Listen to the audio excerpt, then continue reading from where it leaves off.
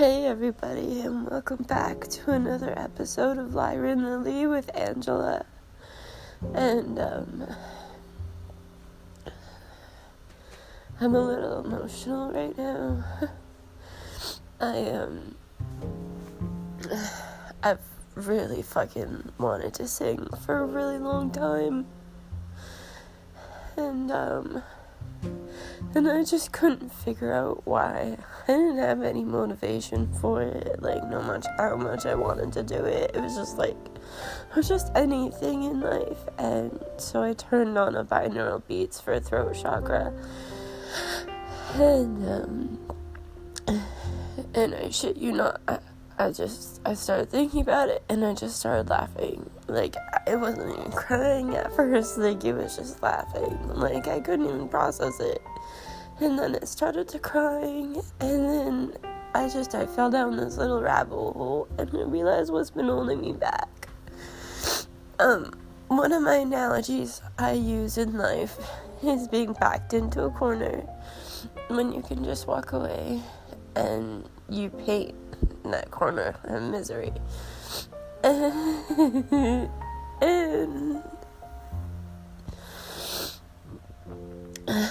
the reason I've wanted to move out of my apartment is so many things have happened to me here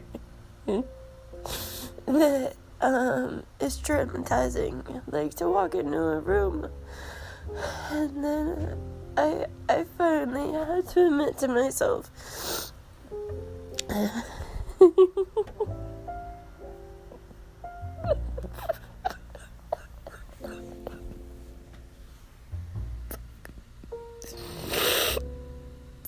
sorry. I had to admit to myself that so much has happened to me in my body that it's kind of like my house, except for it's not. I don't know, it's something I can just transfer to a new one.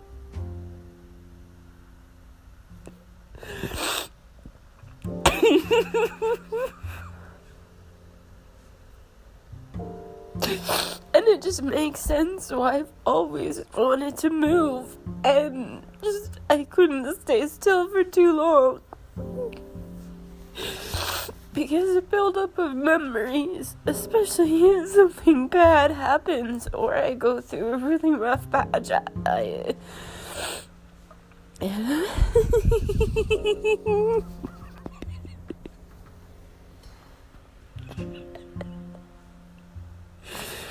it's all just been a reflection of me.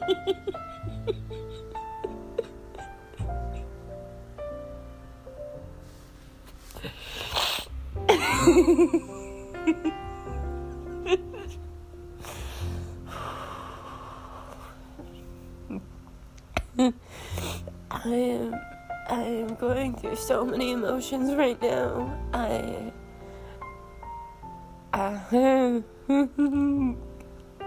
right now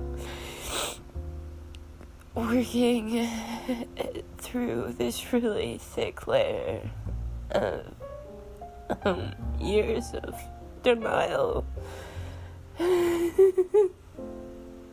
And all I can do is laugh or cry. It's one of those things that you just laughing is the only thing that makes it feel, I don't know, it's the only thing that comes out. And I'm trying so hard not to numb out.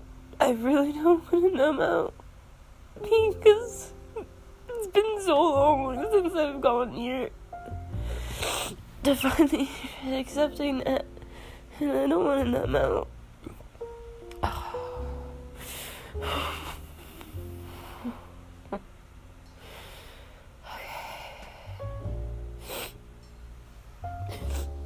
I got my Patches, Jeffrey, and then Bella's little toy.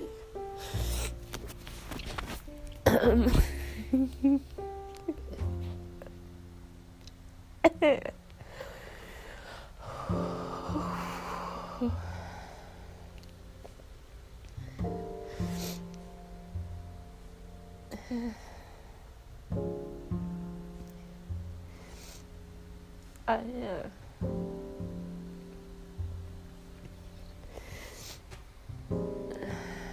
just remember after, because I started laughing in the beginning and just shaking, and then it slowly morphed into crying, and then come on, don't lose it.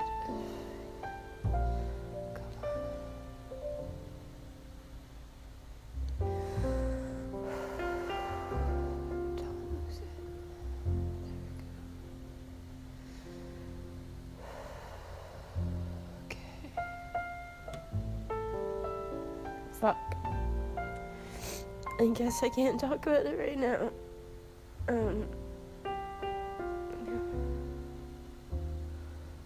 So my subconscious has this thing where it'll come out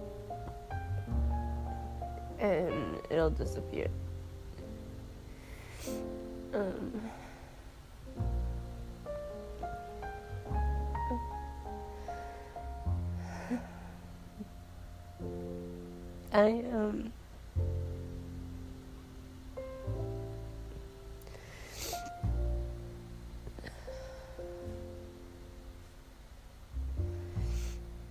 Maybe I just needed to accept that.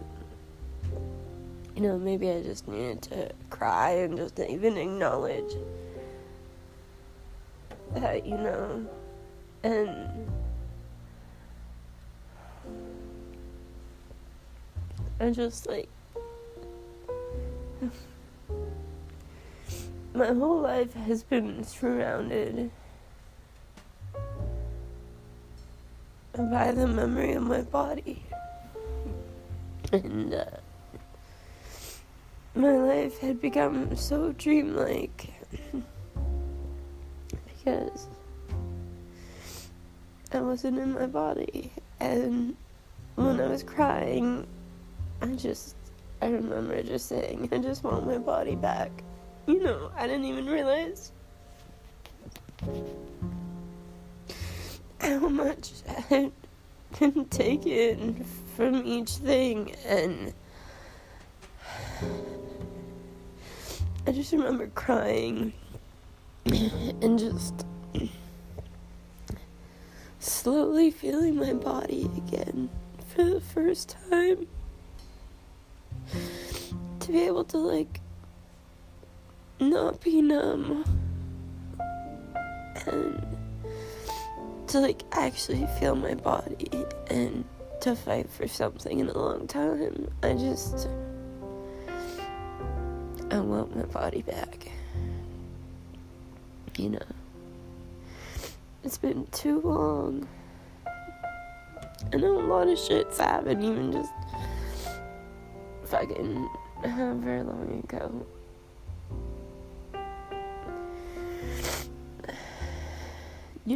I thought that safe space would come, after I had money and I moved, and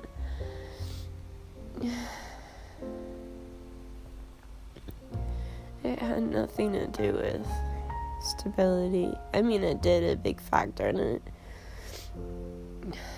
It had to do with me giving myself the permission to create just safety, in the sense of sitting at home, by myself and just actually doing it, and it took me a while to get into that, and it's really helped me open up, I guess you could say. And my favorite part about healing is when you have a big moment like this and you're able to look back at all the things that kind of were building to this moment. So watching those movies, doing my podcast, talking about my house and feeling stressed out, or just a lifetime's worth. And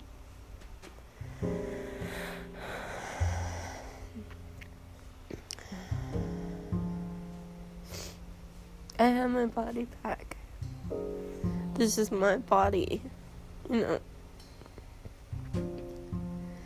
and take back my power from every moment before, and I call all aspects of my body back.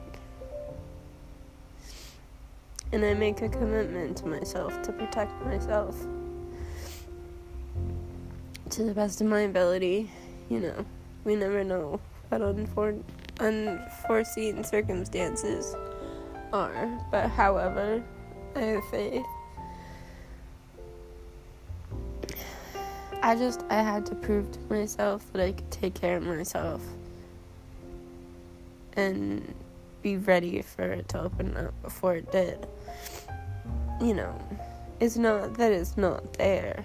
It's always there. It's just, you have to build up tools, and just life in general just opens you up in the right way that, it works you to this one place, and then you just boom, you bloom like a flower. And, I guess you could say I'm a lotus flower. I prefer lily, or willow tree, but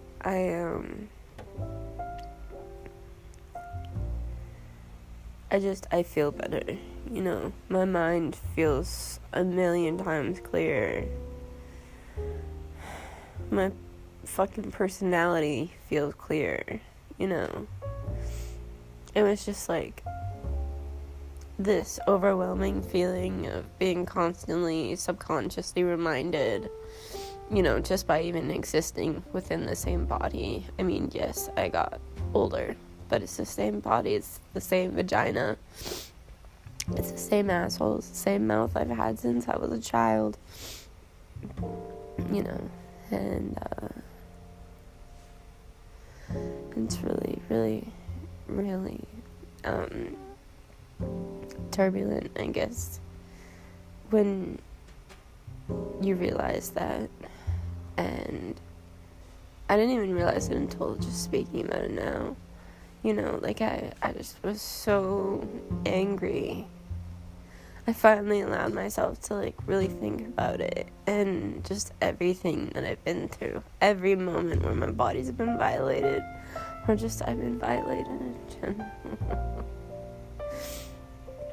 Whether it was because I couldn't help it, or because I didn't realize that, I can't say no at any moment.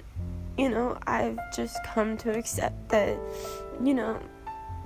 if you and I are getting along great and things progress towards the bedroom and I really don't want to have sex with you, I can say no. I didn't know that was okay. I just, I was holding so much guilt and trauma in my body that I didn't understand that I could take my body back. I didn't understand that I actually did have the strength, to embrace my body back fully. And, even just laying here, I can just feel my body.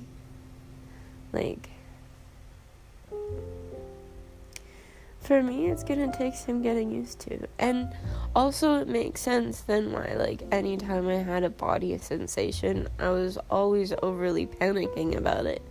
Because I wasn't used to it. I wasn't used to feeling my body physically. And I just, I'm so ready. Part of it is I had to cry and forgive myself for how much time has gone on. I mean, I'm only 23 and, I've always understood the weight of choices, even if the rest of me didn't catch on, And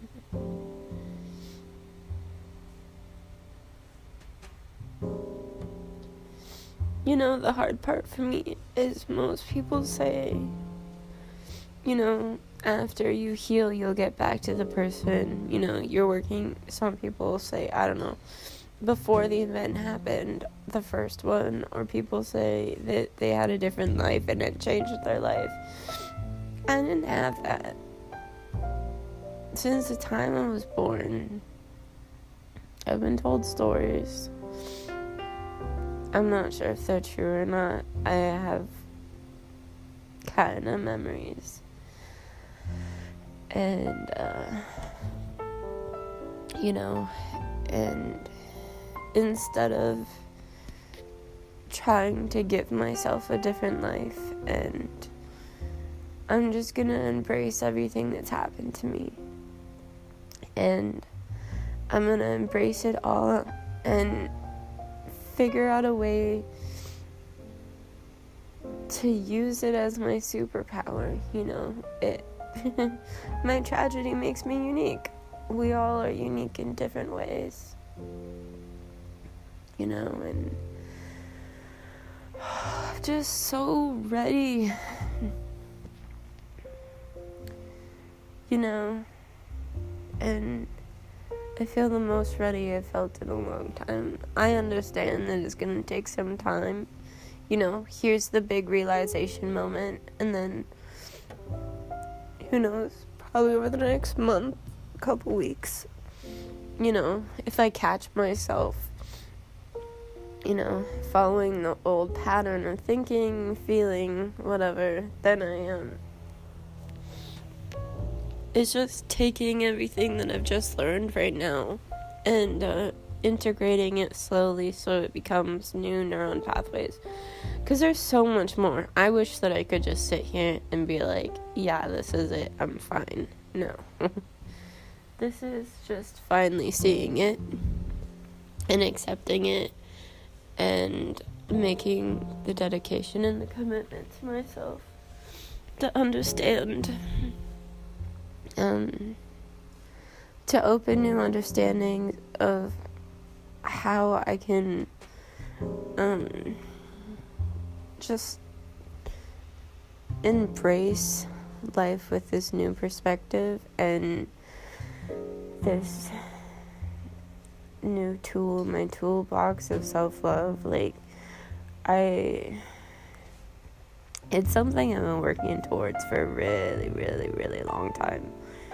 And, you know, as I've been saying, my healing's been happening in layers.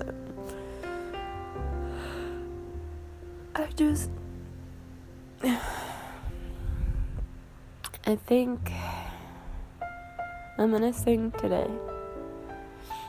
And, I think I'm gonna make a new YouTube channel for Lyra and Lily I can use. And then, basically, I might do my music on there.